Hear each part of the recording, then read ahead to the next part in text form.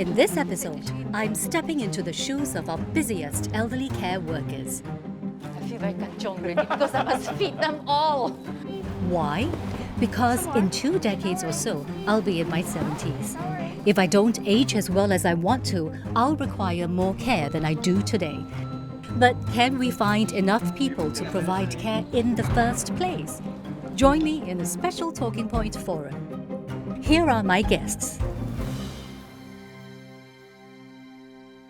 My first question to you is, what is the thing that you fear most about growing old in Singapore? Let's start from you, Claudia. I would fear loneliness and social isolation.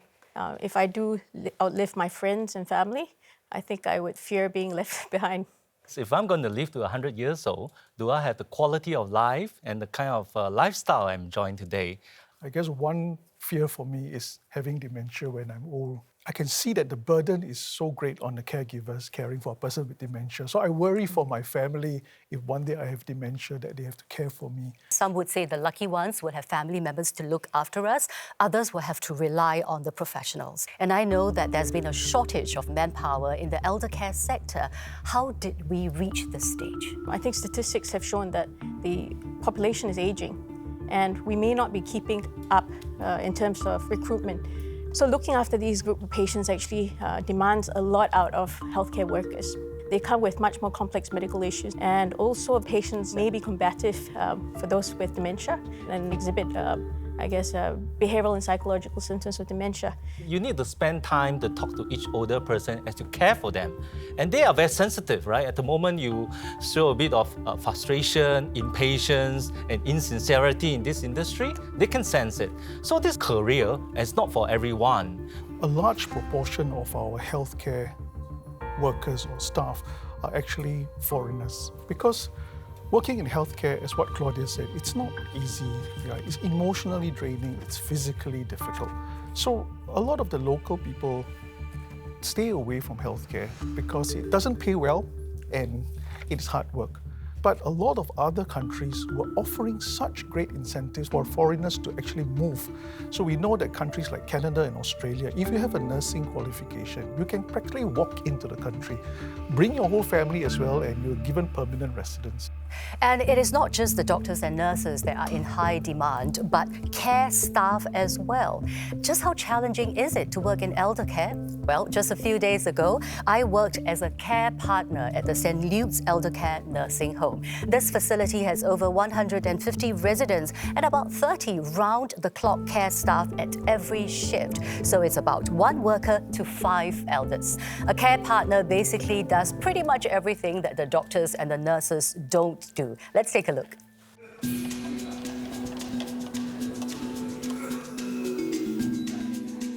Mr. Ko need thickener, so this is a thickener. Okay, so thickener. And Mr. Hua, he need milk. This special arrangement for her. So it's not as simple as I thought because some of the elders have special dietary requirements. The caregiver will need to remember that. And normally for a group of 16 elders like in here, there are only 2 caregivers. 吃汤吃早餐呢 我 No, 先给你吃 Okay, Mr. Chong, 记得有很多次 don't bet so much because you will get injured easily. 16 patients every day like that. So it's also important for the caregiver to Yes. protect themselves. Yes. Okay, now we're ready to transfer the elder. So we will be using the long bath trolley. So does she go onto this bed already? Yes, she should be. Again, Not yet. 1, 2, 3. Yes. Okay. Yes, and then pull. Okay, I'll be showering.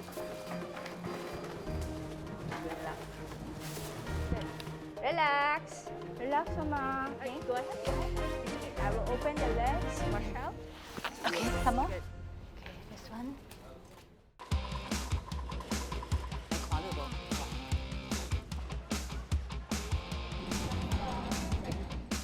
欢喜不？哦，我都无欢喜，可以看到。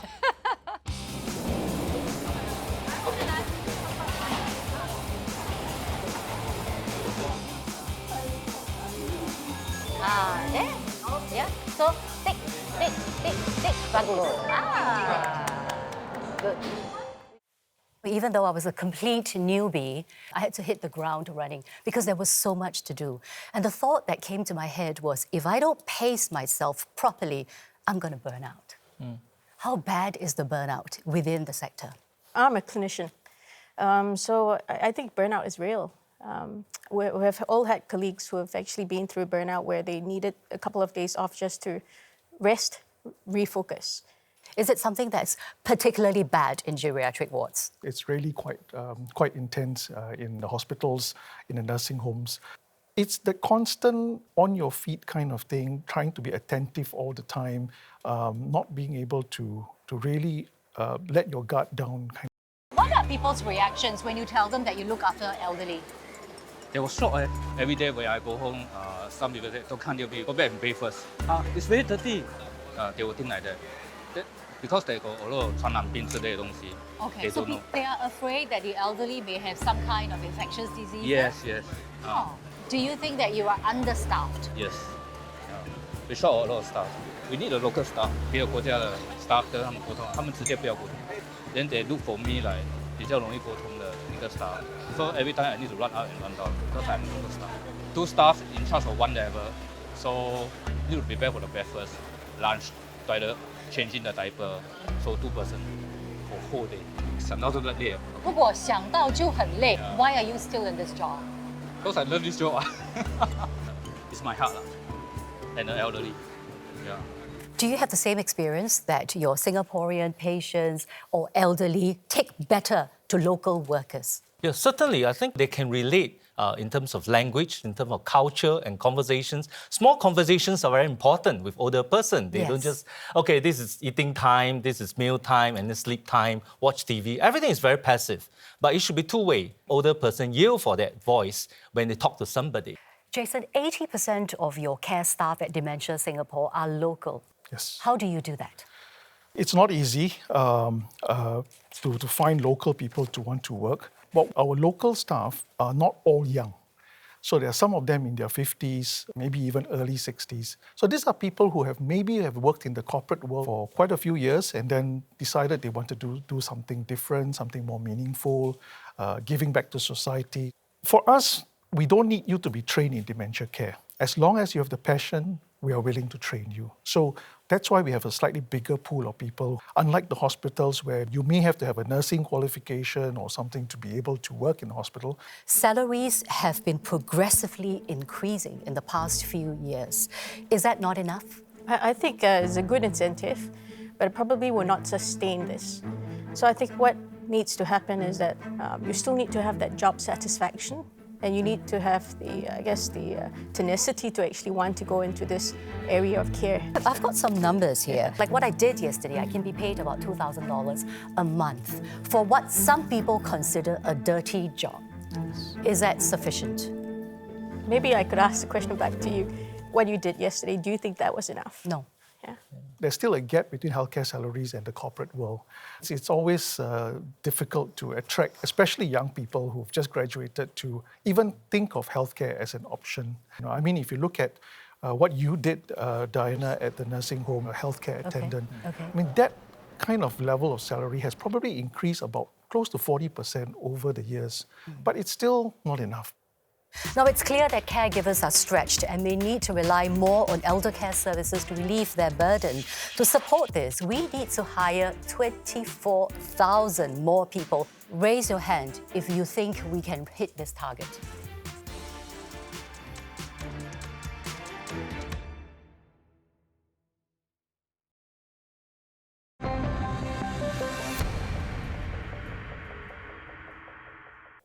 Welcome back. In the past week, we did a call out to viewers to submit some of your experiences caring for the elderly. Let's hear from them.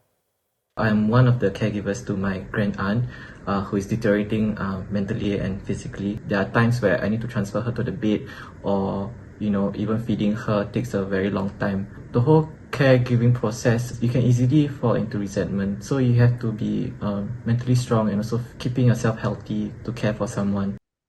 I've been practicing as a geriatric nurse for the past 14 years. In the hospital, shortage of manpower meant that there just isn't enough staff to slowly attend to the elderly patients who need more care. There is also shortage of experienced staff who can properly identify problems that can arise after a patient is being discharged. This results in problems and complications that the elders and their caregivers face when they come home. We really see firsthand the difficulties that caregivers can have in arranging their leave and accommodating their schedules to the patients, many scans and consultations.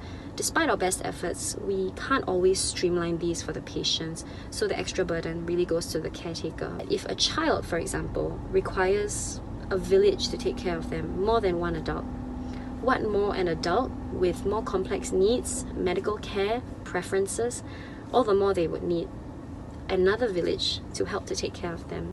For those of you who shared your experiences with us, thank you very much. Now, it's clear that caregivers are stretched and may need to rely more on elder care services to relieve their burden.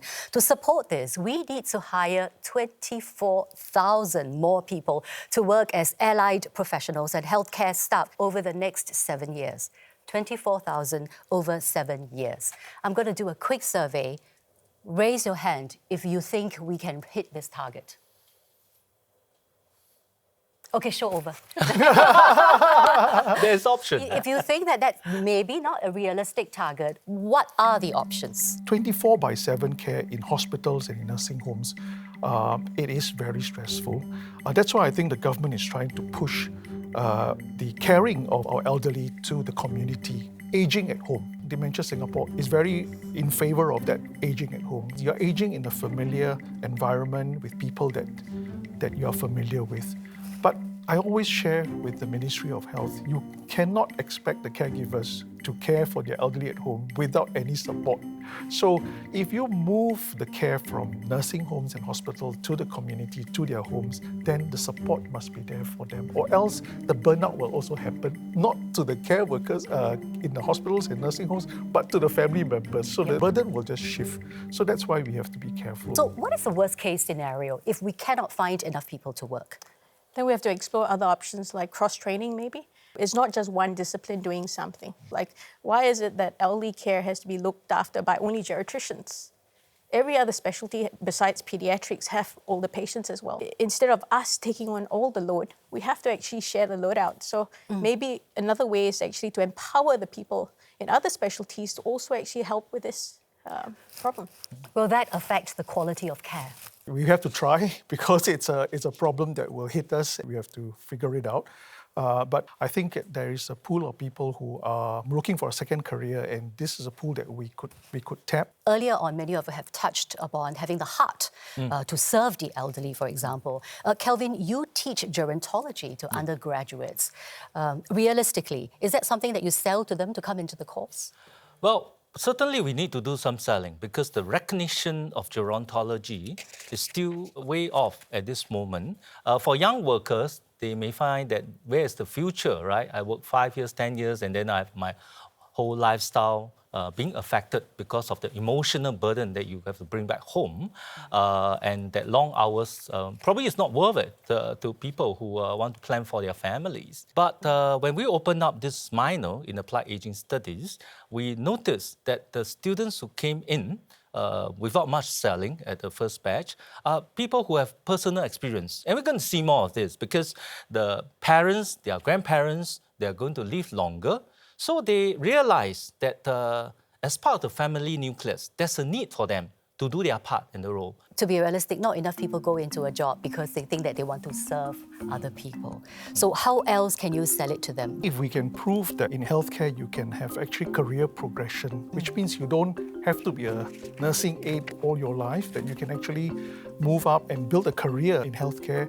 If the salary scale is reasonable, it's not too far away from the corporate world.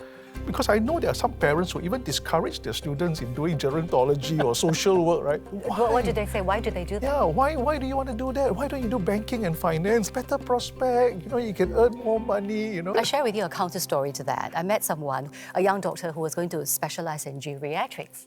So back then, I said, oh, really? And why? I said, and she said, well, people are getting older. Isn't it obvious? It's a huge market. Exactly. So longevity economy, as a term, is the opportunities that you can find in the silver industry, right? So we are also teaching younger people to look at innovative ways, and they can make money while they are looking at innovative ways to help the gerontology scene. We have run a couple of what I call Impact Startup Challenge programs, inviting our local students to mingle with students from ASEAN, from China, from India, so they see this in the bigger picture, how attractive this can be, right? So we need to get them interested that longevity economy is also a huge potential for consumerism. These are all social robots. Momoko, Momoko. She's laughing. Can technology solve our problem?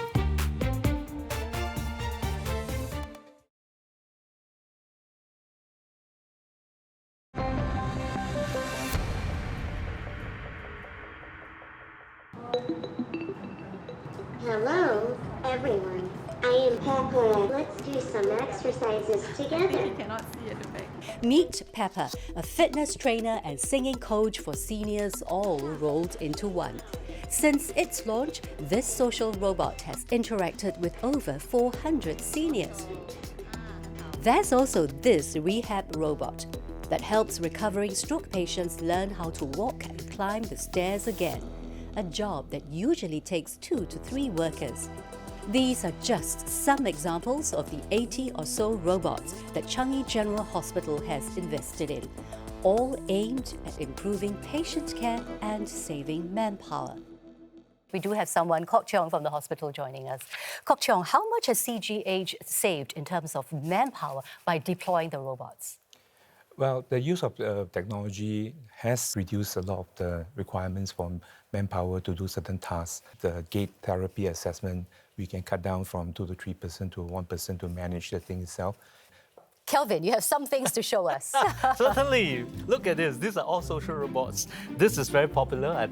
It's a therapeutic robot because when the dementia person looks at it and stroke it, and they feel very therapeutic because of this furry makeup, and there's a bit of reaction to it. There's also this very popular robot in Japan now. It's called robot that spreads love. And it's AI because it can recognize my face, it can recognize my voice, and it will come running to me if I call his name.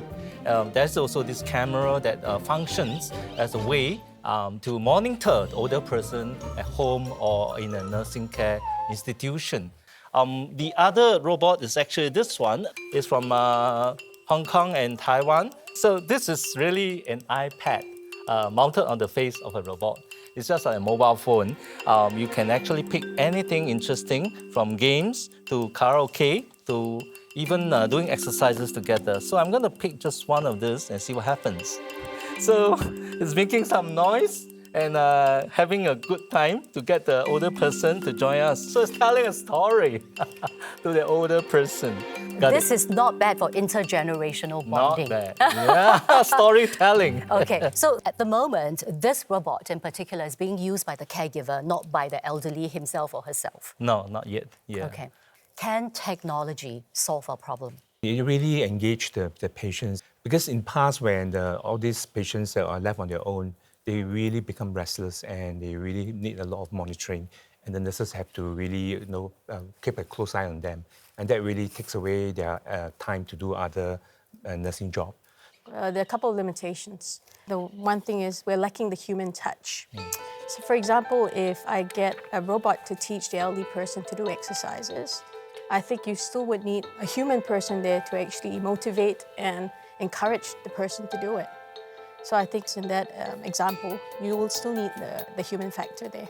The next thing is that how is technology well accepted in the older generation? There'll be a paradigm shift for when I turn geriatric because we're just so used to technology. But I think right now, the older person also will have to be accepting of it and be willing to use it. So for example, this robot here, if the caregiver has to do it, then you need the buy-in from the caregiver, the family member, to actually activate this for the patient. So what I'm hearing is that technology at the moment may take a bit of pressure off the healthcare workers, but at the moment it's not really cutting down the number of jobs that we need. Is that right? Yes, it's not a magic bullet now that we are looking at. We cannot totally replace the nurse because the nurse does more than one thing. So it just takes away a portion of the work. At least it frees up so that we can focus on other jobs that can be more value-adding for the patients. Yes, and hopefully at the end of the day on healthcare worker retention. In about 20 years' time, I will be in my 70s. What kind of world will I live in? I hope that we will be able to manage as many patients as we can in the community. We're used to using technology. I think having some sort of technology just monitoring you on the outside if privacy is not a problem, then I think that could actually work hand in hand with your primary care providers. Do you mean like smart devices, sensors, or like Yes, watches? yes. Technology that can actually monitor your parameters, so looking at your blood pressure, your heart rate, your respiratory rate, and then maybe pick up abnormal patterns with AI, classify that, or stratify them in categories where, something's not quite right, we may need to preemptively check on this person earlier than later. In future, what we hope to see is more like delivering care at home, like having a hospital at home. But in order to do so, we need to make sure that the patients and the caregivers are assured and confident that they are constantly being monitored, telemedicine, teleconsult. All these things need to be in place in order to give the confidence for the patients and the family members to know that at any one time I can reach out to somebody that can monitor my condition, trigger referrals, get the doctors to come and see me as well. For the brave new world of eldercare, if there is one thing that I need to do now, what will it be? Learning and accepting that we are all getting old, understanding how our body works, and how we could complement that with the technologies around, because that's an inevitable part of it. Keeping an open mind, because who knew what we would be facing 20 years ago. And also having a very good retirement plan with finances. I think that would be my Just in case game you need plan. to buy robots. That would be my game plan. On lease, rental. Okay, that's another idea. Kok Cheong, yourself. All this technology certainly would help. So it's important to engage the public and the patients in really developing the technology together. I think that's really crucial in order to get acceptance and buy-in from the patients and the caregivers. Thank you all for sharing your thoughts. That's all the time that we have for today's discussion. Let's face the future of eldercare together.